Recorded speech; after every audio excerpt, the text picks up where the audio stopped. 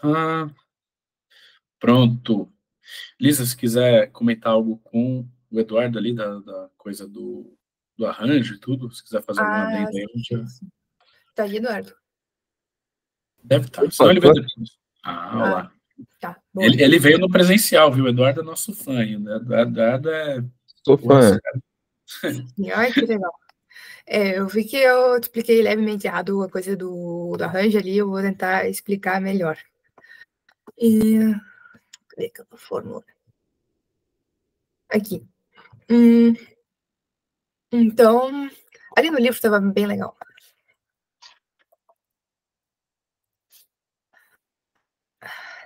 Isso, o do 3 aqui estava legal. Acho que dava ter aqueles exemplos com time de futebol. Qual é o teu time? Santos. Santos. Puta, coitado. Só pode ganhar ou perder, viu? Não pode empatar, só pra gente deixar Isso, claro. não, proibido o empate. Se tiver Olha um que eu vou campeonato. deixar de ser fã, hein?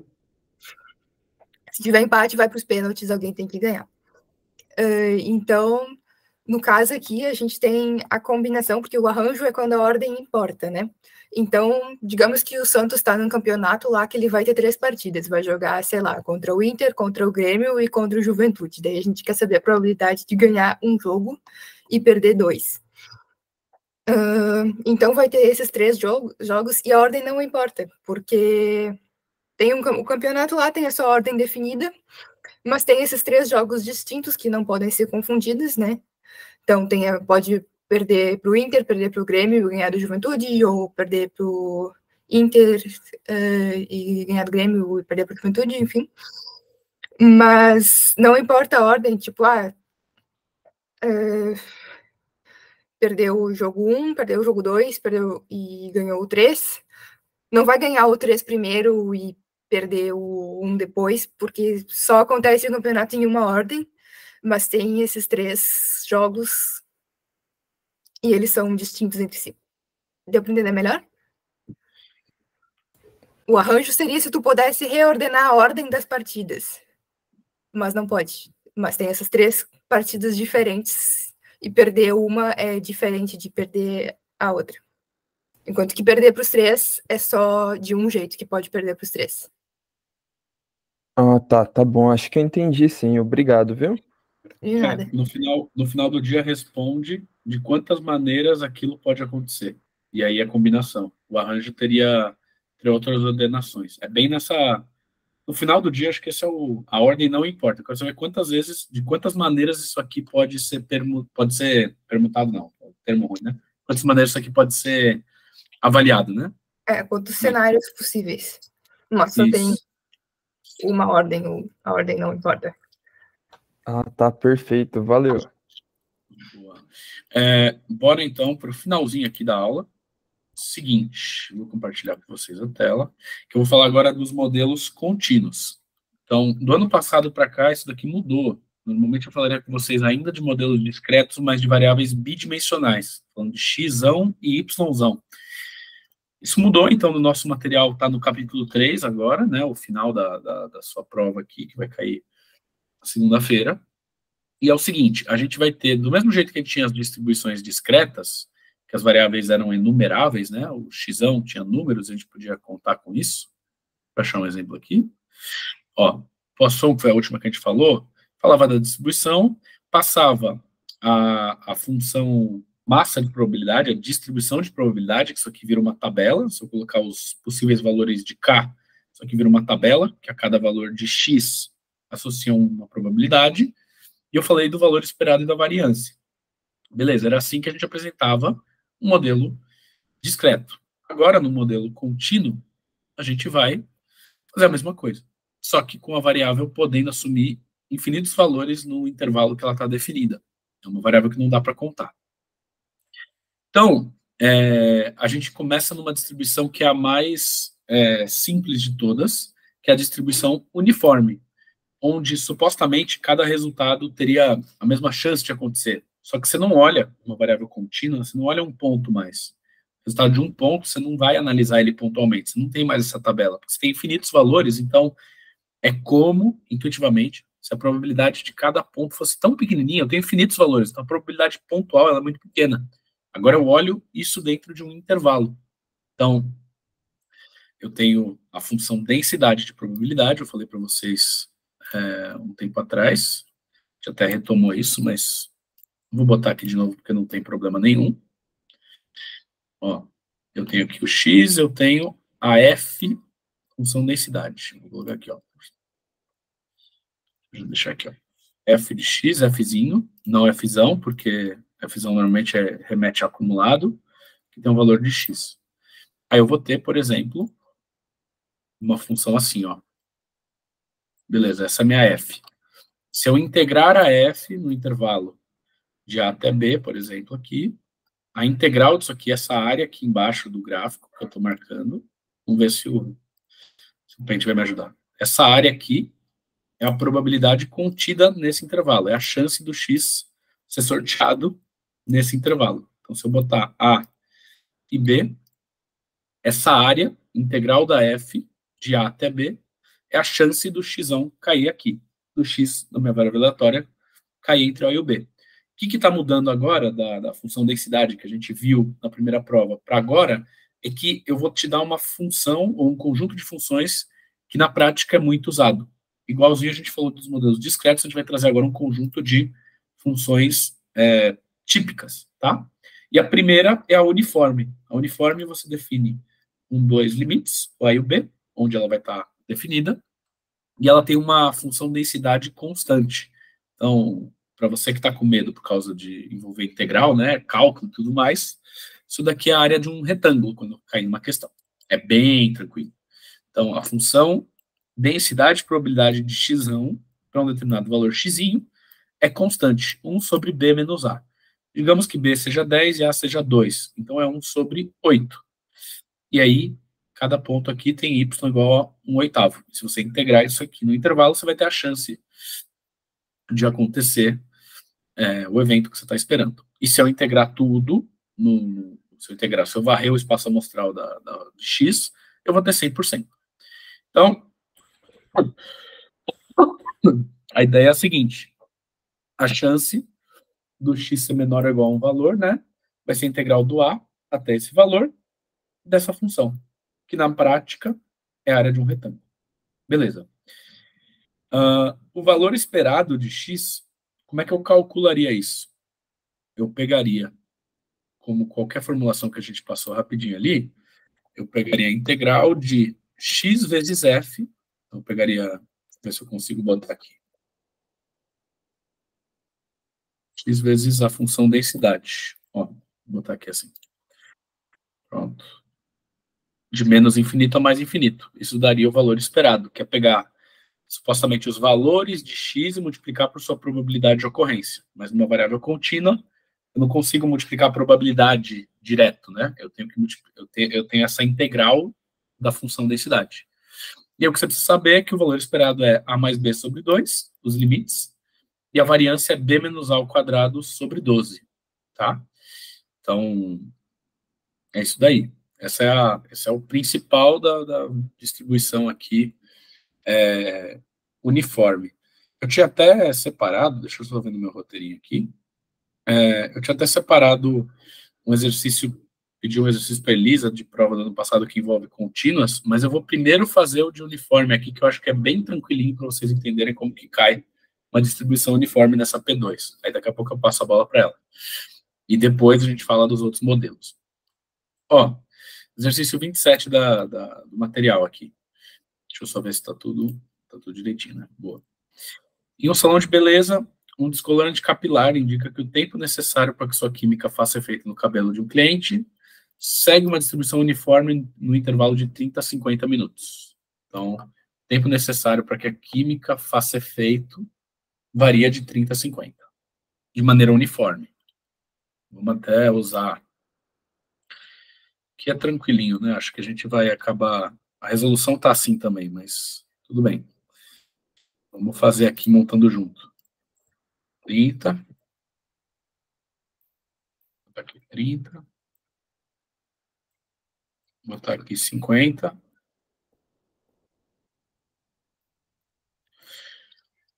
grande pente.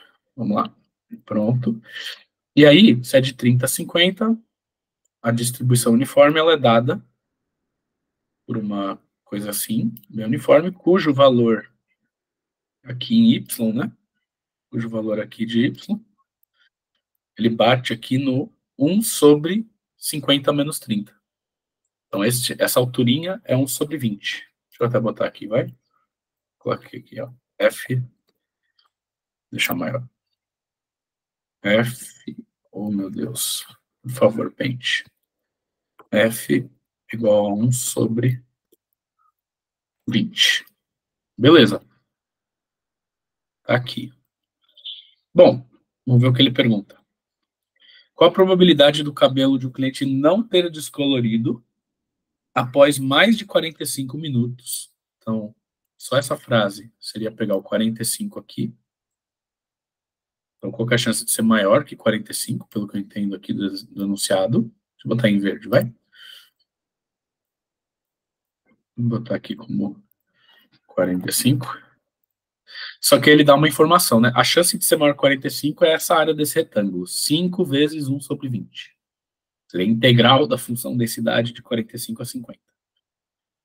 Sabendo que a química não fez efeito em 35 minutos após ter aplicado o produto. Então, eu já sei que não foi até 35. Como é que fica isso ali no nosso desenho? Vou tentar fazer. Não está tão padronizado, mas acho que dá para entender. A gente está adicionando de novo o conceito de probabilidade condicional. Então, vou tentar fazer com a maior calma do mundo para vocês. O meu espaço amostral antes era do 30 ao 50. Essa caixa laranjona. Então, eu vou colocar agora aqui, vou tentar desenhar, meio que conduzindo com vocês, só para relembrar, porque vocês vão precisar disso para P2, em algum momento. A chance do x ser maior ou igual a 45 seria graficamente isso daqui, ó. Eu pegar essa área do 45 ao 50, só essa área aqui, e dividir, né, pela área do retângulo como um todo, que normalmente é 100%, da forma que a gente construiu aqui é 100%. Então, seria 5 sobre 20, 1/4, 25%. Beleza. Só que agora, ele adicionou uma nova informação. A informação que ele adicionou é um problema de distribuição uniforme, é de prova, mas envolve probabilidade condicional. E a condicional faz a gente mudar o nosso espaço amostral. Então, saber que já passou de 35, deixa eu deixar ele bonitinho, saber que já passou de 35 faz com que a gente mude o denominador desse desenho que eu estou fazendo aqui. Então, vou construir com vocês, ó. A ideia é a seguinte, agora eu vou ter este retângulo aqui, que é o maior que 35. Ele tem uma área diferente de 100%, ele não vai dar 1, que é 100%, ele vai dar uma área menor. E eu ainda vou ter a parcela em verde, igualzinho eu tinha lá. Então, essa chance ela é aumentada. A chance de ter 45 minutos ou mais é uma certa chance lá, 25%. Se eu já sei que passaram-se 35, então essa fração agora, né, porque a gente mudou o denominador, né, ela ficou maior. A chance agora aumentou. E vai ser isso que a gente vai olhar aqui no exercício. Ó, 5 sobre 20, 15 sobre 20. Quando você fizer isso, vai dar 1/3. São as áreas dos retângulos. É uma coisa bem tranquilinha. A gente deixou aqui como integrais, mas eu quis fazer no Paint para você ver que é mais fácil, né, fazer pelos retângulos. E esse é um primeiro exercício que foi de prova, envolvendo distribuições contínuas. Não lembro, Elisa, eu acho que não cai algum modelo, né? Era só para retomar a função densidade, o teste 10 que a gente passou para você, acho que ele não envolve nada que eu não tenha explicado, né? Acho que dá para você fazer ele agora, né? É só de função densidade. Isso, então eu vou passar para você só para retomar, né? Vai que cai alguma coisa disso também, tá? É bom a gente retomar isso, porque pode cair valor esperado e variância de variáveis contínuas, e esse é um exercício de prova do ano retrasado, 2022, de variáveis contínuas. Então, legal a gente olhar ele aqui. Uhum. Então, o teste 10 é o que tem se trabalha com uma variável contínua. Então, tem uma variável contínua x com densidade de probabilidade dada pela seguinte expressão. A densidade vale k vezes x, quando o x está no intervalo de 0 a 2, e 0 caso contrário. Então, x no intervalo de 0 a 2, a gente sabe que seria um gráfico que a função faria uma fórmula de triângulo, e daí o ângulo desse triângulo vai ser definido pelo k, que vai dar a inclinação. Eu não desenho aqui, mas vocês podem imaginar que esse seria o formato da função densidade. K, então, é uma constante. E a questão pergunta, então, qual o valor da variância de x? Então, a gente vai usar aquela fórmula de variância que a gente já viu, que é a esperança de x ao quadrado menos a esperança de x ao quadrado. E para calcular a esperança de x, então, primeiramente a gente precisa descobrir qual é o valor de k. Lembrando, então, para a gente descobrir o valor de k, a gente vai ter que lembrar que uma densidade, ela sempre tem que integrar 1. Então, a gente resolvendo aqui essa integral, a gente descobre o valor de k. Eu já fiz de cara aqui, usando a linguagem de programação R, o 0,5 vai ser o valor que vai fazer essa integral aqui de 0 a 2 integrar 1. Aqui está dizendo, então, o resultado é 1.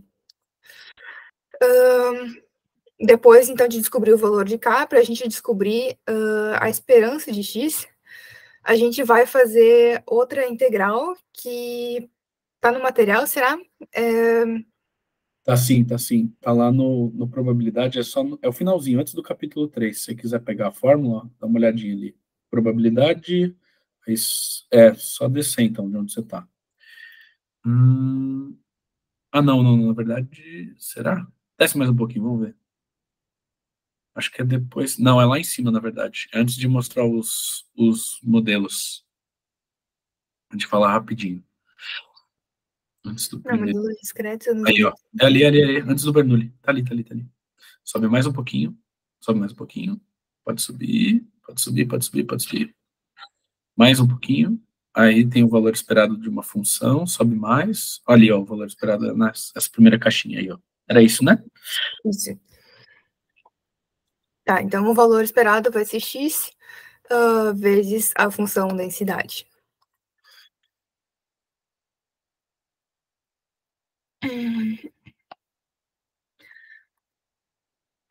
Então, aqui a gente tem a função. Isso aqui foi... Foi repetido, né? Mas tudo bem. faltou. Faltou, tudo bem. A gente corrige e manda para Mas, enfim. Seria meio x vezes x, né? Meio Eu x acho que eu fiz isso aqui, eu só esqueci de botar para aparecer, sabe? Botei o roda e não aparece. Mas aí, basicamente, pegaria aqui, botaria x vezes x, e daí dá o valor da nossa esperança. E para aí, depois faz o e de x ao quadrado, né? Com o mesmo processo. Aí a ideia de vocês, se você quiser mostrar a fórmula, acho que é até mais fácil. Aquela que está logo embaixo aquela ali, ó, e de h de x, ó, é exatamente isso daí. Então, quando for e de x, é como se h fosse o próprio x, né? Isso. Agora, e de daí, x ao quadrado, né? Eu faria a integral x vezes x vezes 0,5. Basicamente, x ao cubo. E aí vai dar 2/9. Isso. Depois eu revejo isso aqui para quando for mandar esse documento, ou já mandou? Isso não, eu não mandei ainda, não. A gente já manda daqui a pouco. Rever.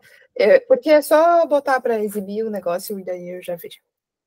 Sim, e eu vou só comentar com vocês, né? A gente acaba fazendo a gente tem um trabalho, né? Então a gente acaba separando um tempo para fazer as questões de prova e nem sempre fica em cima, por isso que eu até lanço o material para vocês depois. Esses de prova específicos de anos anteriores, a gente lança mais em cima justamente para dar um tempo de corrigir, enfim. Acho que é isso, né? Então, é um exercício de variável contínua envolvendo variância e valor esperado, que a gente viu também na primeira parte do vídeo. Falamos de uniforme, falamos agora de valor esperado e variância de contínuas. Aí eu vou para a última parte aqui, que são 2 modelinhos. Deixa eu ver se já está aparecendo aqui. Já está. É o seguinte, a gente tem a distribuição que é a exponencial. Então, ela é muito aplicada em coisas com tempo de vida de um componente, ou um sistema com alguma taxa de falha constante. É alguma coisa... Normalmente, isso daqui tem muita aplicação, né? Quando você está falando de tempo de vida, é muito útil, né? Modelar com exponencial, esse tipo de coisa. E aí é meio parecido com a Poisson, só que para o caso contínuo. A gente vai ter uma taxa de falha, que é um lambda, e a função densidade e probabilidade vai ser só função disso, né? Vai ter o lambda elevado a menos lambda x e 0 para todos os valores de x que forem negativos. Então, isso daqui é uma distribuição que só parte do zero e vai para frente, nunca o contrário, nunca negativo. E aí, tem um jeito legal de usar ela, que é pela função acumulada, né? Que já é a integral do zero até um valor de x. Então, se eu quiser saber a probabilidade do zero até o x, que é a acumulação, né? A gente tem essa equaçãozinha aqui, que fica bonitinho, ó. 1 menos e elevado a menos lambda x. Tem muitos exercícios que caem com isso aqui. Então, para alguns problemas práticos, né, para alguns problemas será mais prático resolver via função acumulada do que fazendo a integral da função densidade. A maioria das questões de exponencial caem com essa daqui acumulada, por isso que a gente até marcou ela e não a de cima, tá? O valor esperado e a variância para a exponencial, que a gente está vendo aqui, é 1 sobre lambda, e a variância é 1 sobre lambda quadrado. Da mesma forma que a geométrica, essa exponencial não tem memória. Então ela também tem aquela propriedade de não lembrar do que já aconteceu. Se a taxa de falha for a partir de 40 minutos, mas já passaram 15, para ela é a mesma coisa que não ter passado nada e pegar a diferença desses dois valores. É bem nessa ideia. Vou até mostrar um exercício aqui. É o 28, eu tinha separado ele, deixa eu ver no meu roteirinho. É isso aí. Depois eu vou falar da distribuição normal e a gente encerra. Ó, o tempo de vida de uma lâmpada é uma variável aleatória contínua, x maior ou igual a zero, claro, expressa em meses. O tempo de vida de uma lâmpada dura tantos meses, né? Sabe-se que P de x maior que A é exp de menos alfa vezes beta, sendo beta uma constante. Bom, ele falou de tempo de vida de uma lâmpada, né? Aí você já pensa que pode ser exponencial. Ele botou um exp aqui, que remete a exponencial, né? E botou um beta, que a gente talvez pode imaginar alguma coisa de um parâmetro aqui, né? Considere uma lâmpada que está sendo utilizada há um semestre. Qual a probabilidade dessa lâmpada funcionar por mais 4 meses? Aí ele vai envolver um pouco de tudo. Vamos ver. Ele falou disso daqui, ó. Ele deu uma equação para a gente. A chance do x ser maior que um determinado azinho é o exp de menos azinho vezes beta. Isso daqui, a gente não botou esse exemplo à toa, né? A gente quer discutir o exemplo, a propriedade de complementaridade, complementar de um evento. Então, eu falei para vocês que com exponencial a gente usa muito a função acumulada, e se ele deu x ser maior que algo, isso é a mesma coisa que 1, que é 100%, menos o x chegar até aquele valor. Então, aqui, onde está p de x menor ou igual a zinho, a gente tem a função acumulada. Então, pela função acumulada, para distribuição exponencial, a gente tem essa seguinte equação aqui, ó. 1 menos e elevado a menos a lambda, sendo lambda a taxa. Dessa forma, a probabilidade de x1 ser maior que azinho vai ser 1 menos a função acumulada. Falei para vocês que era mais tranquilo do que ficar lidando com a densidade. Então, a chance do x ser maior que um azinho é e elevado a menos a lambda. Assim, podemos encontrar o nosso valor do parâmetro, seguindo as informações do enunciado. O lambda é o próprio beta.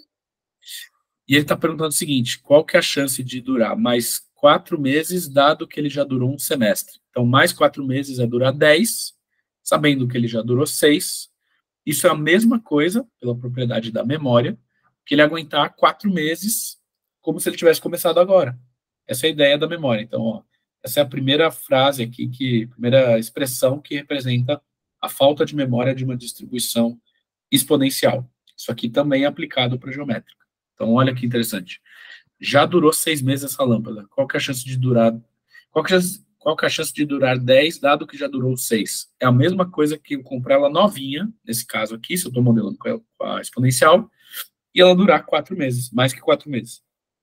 E aí você já tem essa parte aqui, você precisa disso aqui, então você coloca o 4 no lugar do azinho, fica com e elevado a menos 4 beta, e dá a alternativa A. Essa questão era uma questão de prova, envolvia um pouco de tudo, né? Tinha bastante conceito interessante para ver, e acho que representa bem. Eu sugeriria vocês fazerem bastante exercício disso aqui. A gente tem um outro que eu vou só recomendar para vocês fazerem, que ele pega 4 componentes funcionando de forma independente. Aí tem uma certa álgebra de eventos aqui, matéria da P1, você vai misturando as coisas. Aí envolve falar de valor esperado, que é 1 sobre a taxa.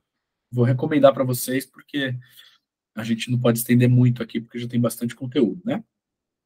Eu vou falar do principal, que é normal. Mas até aqui, tudo bem? Estão vivos? Vocês sobreviveram? Difícil, né? Até essa altura, né? Estão vivos? Ó, o Eduardo está vivo ainda. Obrigado, Edu. Então tá. Vamos seguindo, que é o último tema.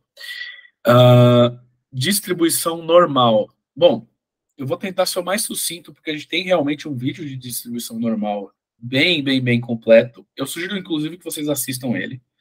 Então, eu vou ser o mais aqui objetivo possível, mas, assim, essa é uma distribuição super importante. É uma função, densidade e probabilidade, super importante, que aparece em vários fenômenos, nas mais diversas áreas de estudo. E vocês vão ver no semestre que vem, na matéria de estatística, o quanto essa função aqui é tão importante, tá? Todas que a gente viu em algum nível são importantes, mas a normal, ela tem ela tem um espaço aí no pódio bem maior, tá? E aí ela tem uma cara muito feia, a função dela é muito feia, você não consegue entender direito quando é apresentado pela primeira vez, mas o que você precisa saber é, ela é definida por 2 parâmetros, média e variância. A gente chama de média, o valor esperado, mas normalmente eu vou usar o termo que se usa para normal, que é média. Ela é definida por 2 parâmetros, média mi e variância sigma quadrado. Então, dado um problema em que eu tenha uma média e uma variância, uma medida de espalhamento. Então, média é uma medida de centralidade de um conjunto de dados e a variância é uma medida de espalhamento. Dadas essas 2 propriedades, média, esses 2 parâmetros, né, média e variância, você define uma distribuição normal com essa equação zona feia e a probabilidade de pegar um valor da normal, né, na sua distribuição, você pegar um valor, vai ser a integral disso aqui. Como que funciona na prática? Você vai ter uma tabela. Me respondam, por favor, se vocês ainda estão acordados. Possivelmente tem uma tabela que eles dão na prova, né?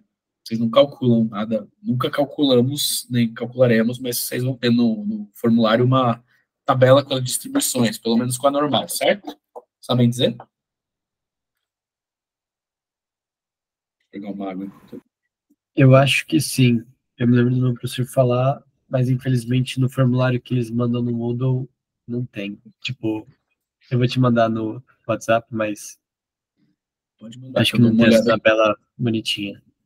Bom, eu vou mostrar, mas assim, não tem como cobrar um exercício de normal que envolva usar a função densidade sem passar, né, sem passar a tabela, tá? Porque você não vai, a ideia não é você ficar fazendo integral na mão lá na hora.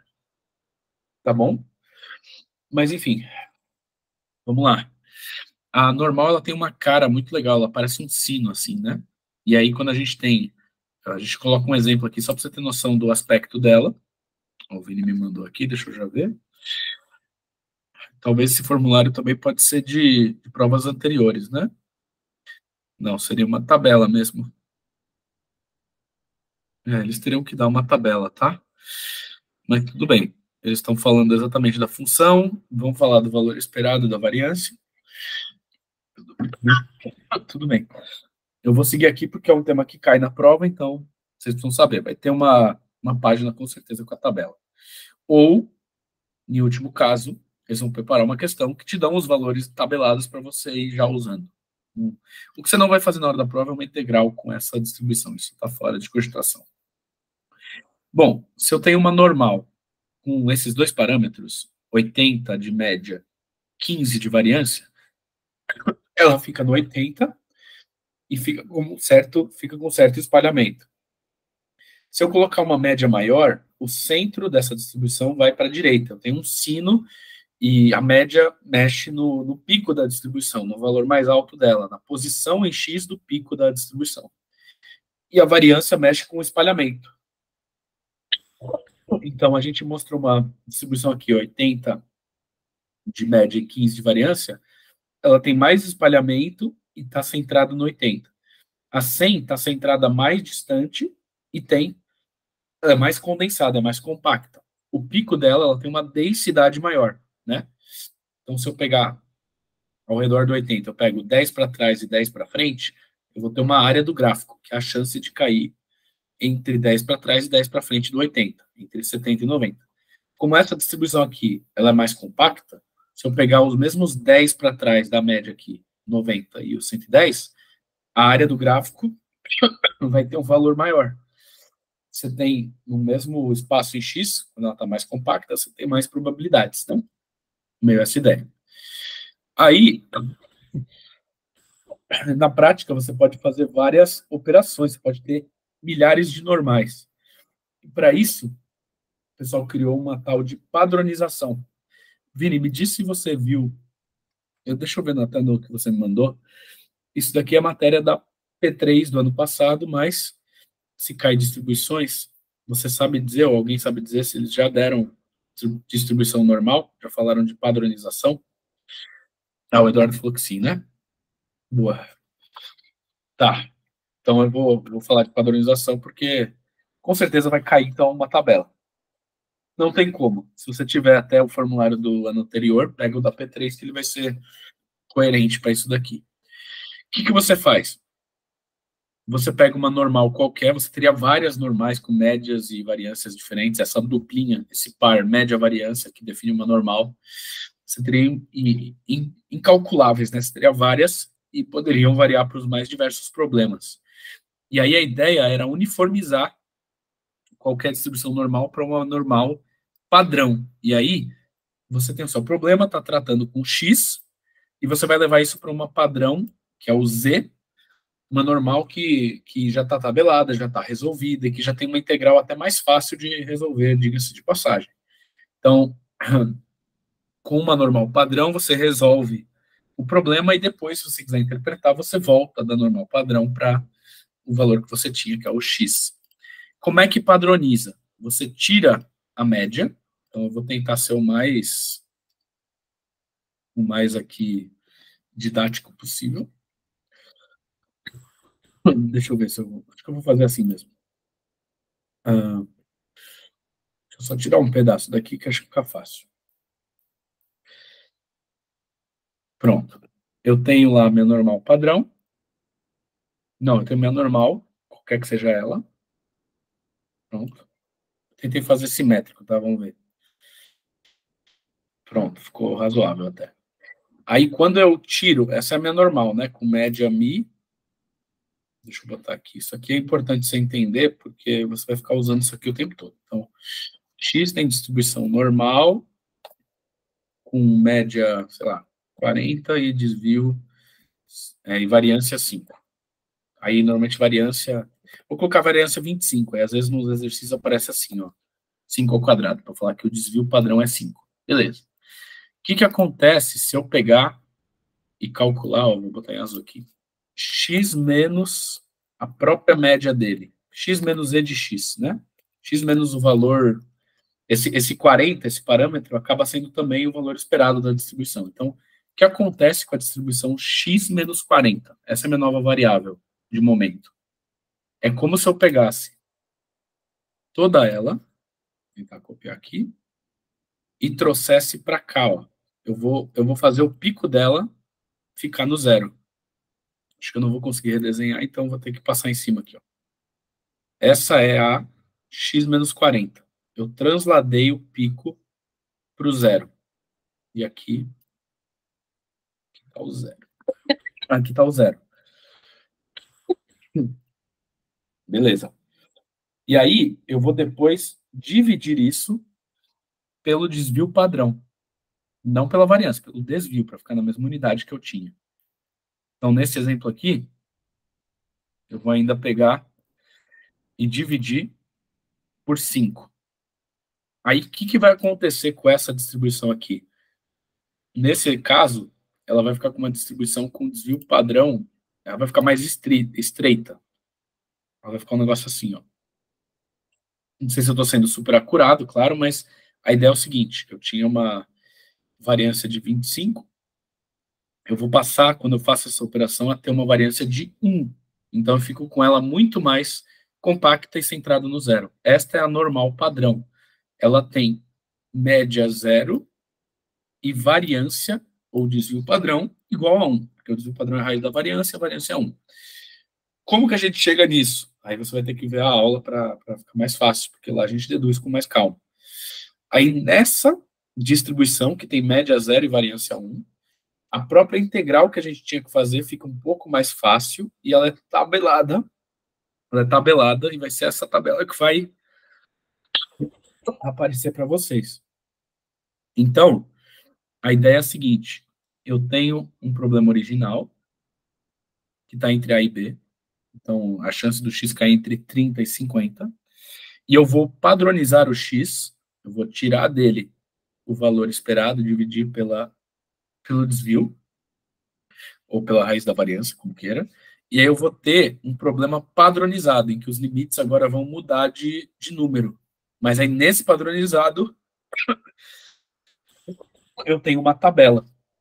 Então, a probabilidade do x estar entre A e B é a mesma probabilidade, o mesmo número, do z estar nesses intervalos aqui. E aí você vai resolver o problema em z, porque tem uma tabela que guarda essa informação. Eu realmente sugiro que você olhe a aula de distribuição normal, a sequência delas que tem aqui no curso de probabilidade, porque a gente pega cada valorzinho e mostra como que você obtém cada integral, tá? Aí, eu vou mostrar para vocês um exemplo aqui mais inicial. X é uma variável com distribuição normal, que tem média 145 e variância 225. Pede-se a chance do x ser menor que 150. Então, vamos lá. A gente representa graficamente a média da nossa distribuição no 145. Ela tem uma dispersão de 15 de desvio padrão, 225 de variância. E aí ele quer saber a chance, né, do x ser menor que 150. Seria a mesma coisa que eu pegar o 150 no x aqui e calcular a área do gráfico todo aqui para trás. Deixa eu até marcar para vocês para ficar bem evidente aqui, ó. Seria o seguinte, digamos que aqui seja o... Deixa eu até tirar esse negócio para não confundir. O que ele está pedindo é o seguinte, aqui é o 150. Acho que eu vou ter que fazer assim. Aqui é o 150, por exemplo. E aí eu quero a área.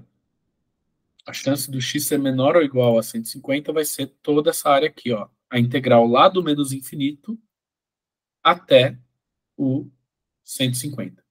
Uma das coisas legais é que a normal ela é simétrica, então em algum momento você vai usar isso também. Mas esse problema fica muito ruim de resolver com a integral original, que está em x. Aí a gente primeiro padroniza. Então, o x ser menor ou igual a 150 vai ser o equivalente ao z, variável padronizada, ser menor ou igual a um número. Que número? Aí a gente começa, ó, eu vou pegar o valor de x, subtrair a média,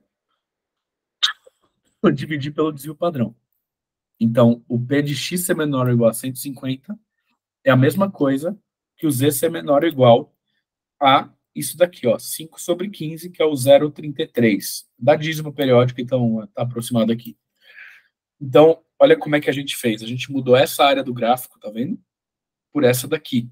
É um gráfico da Z. Olha o eixo aqui das abscissas, como ele muda, de X para Z.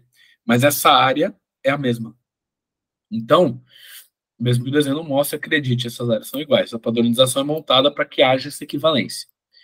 E aí, qual que é a ideia? A normal, ela é simétrica. Então, o que está para trás do pico é igual ao que está na frente do pico. Se eu integrar tudo, eu tenho 100%. Bom, atrás do pico, com certeza eu tenho 50%. Então, essa primeira área aqui, do menos infinito até o zero, já é 50%. Falta descobrir do zero até o 0,33. Aí depende da tabela que eles te derem. A tabela que eu usava, que era a que mais vinha sendo cobrada, né, era a tabela de um valor da Z de 0 até um valor positivo. Você tem que prestar muita atenção, entenda, veja os vídeos, né, mas entenda o que ele está te dando como tabela. Se é do menos infinito até o valor, então, se fosse do menos infinito até o valor, você só pegaria um ponto da tabela, do menos infinito até 0,33. Você ia botar 0,33 na tabela e ia retornar uma probabilidade. Essa daqui, que era uma das que mais caía, que era a convencional, ela só dava a parcela positiva. Então, eu teria que pegar o 0,33, tem uma chance aqui de 12,9%, e eu ainda vou somar isso com o 0,5. É o que a gente faz ali no nosso exercício, ó. O P da Z ser menor que 0,33 é até 0, que é 50%, mais o que a minha tabela me mostra. Então, a chance que o enunciado pede é 63%, aproximadamente. Essa é a ideia. Você levou da X, então a X era uma variável aleatória original, eu levei para padrão, integrei as coisas na padrão, usando o resultado já da tabela, que é a integral calculada, isso me responde sobre X. Então, uma coisa que eu sempre chamo atenção, faça os desenhos, presta atenção no rótulo da tabela, e todos os exercícios desse resumo serão baseados nesse enunciado aqui, que já foi usado nas provas anteriores, mas mesmo assim certifica na hora da prova qual que ele está usando, tá? A gente tem um negócio interessante, né? Eu vou só falar de último e recomendar fortemente o exercício e a gente fecha. Aqui eu tive que saber sobre um X e determinar uma probabilidade. Então, esse é o tipo de questões que são dois caminhos. Um, eu sei o X, ele me dá um valor na abscissa, por exemplo, e eu calculo uma probabilidade com esse X. O outro, ele te dá uma probabilidade e pergunta o valor de X correspondente. Então, eu sugiro que você faça os exercícios dessa lista e lá do YouTube também, porque eles cobram essas duas formas de você resolver um exercício de normal. O 31 é o que eu mais peço fortemente para você fazer, porque ele usa ainda uma condicional em cima da normal, então é bem legal. Eu acho legal, pelo menos, você talvez só está fazendo pela prova, claro, mas ele envolve uma condicional, eu acho importante, pode cair, tá? E acho que é isso, gente. Na lista de exercícios, do material de exercício, a gente tem mais de normal, tem bem mais. Então, olhem lá, eu já mandei para o Vini, ele deve colocar no Google. E de distribuição normal é isso, é uma distribuição super importante, ela vem com um xão, você leva para um z, que é a normal padrão, essa normal padrão já tem a integral calculado numa tabela, e os exercícios podem te cobrar descobrir a probabilidade, dando um valor de x, e aí você transforma em z, e com a z na tabela você acha a probabilidade, ou ele já te fala que uma probabilidade é dada, tem um valor lá, e você tem que fazer o caminho inverso. Partir da tabela para achar o valor de z, para achar o valor de x. Também dá para cobrar dessa forma. Às vezes você quer saber a probabilidade, qual que é a chance do x ser menor que... Qual que é seja x a distribuição da altura média dos politécnicos, qual que é a probabilidade, né? Ela tem uma distribuição normal, com 1,65 e 10 centímetros de variância. Qual que é a chance de eu ter alunos acima de 1,80? Aí você calcularia isso, né? Tipo, eu te dei o x, 1,80, e você vai calcular a chance do x ser maior que 1,80. Só que eu posso te falar também, olha, qual é a altura que só 20% das vezes, que é a que contém 20% dos menores casos. Aí você tem que ele já te deu um 20%, que é uma probabilidade, tá num ponto da curva lá da distribuição, e você tem que achar o x a partir disso. Qual a altura que só 20% dos alunos são menores ou iguais a ela? Aí a outra é o inverso que eu estou falando para vocês. Só treinando não é difícil, façam com calma, tem que desenha a distribuição, marca bonitinho. É um exercício que você, para errar é fácil e para acertar não é tão difícil. Basta você seguir o padrão e entender o que está sendo cobrado ali. Não tem tanta pegadinha quanto alguns outros, tá bom? No geral, alguma coisa a acrescentar de normal, Elis? Acho que é isso, né? Assim, de última hora, né? Acho que é isso, sim. Vocês ficaram com alguma dúvida, gente? Senão eu pauso aqui e aí já coloco no YouTube assim que puder. Alguma dúvida? Edu, Vini, Gustavo, João, Larissa, Cauane, todo mundo tá aí. Se não, você que ficou até agora no vídeo, obrigado. Não deixa de compartilhar com os futuros alunos aí, a gente faz para ajudar mesmo e tamo aí. Até a próxima. Valeu. Vou pausar a gravação agora. Bora.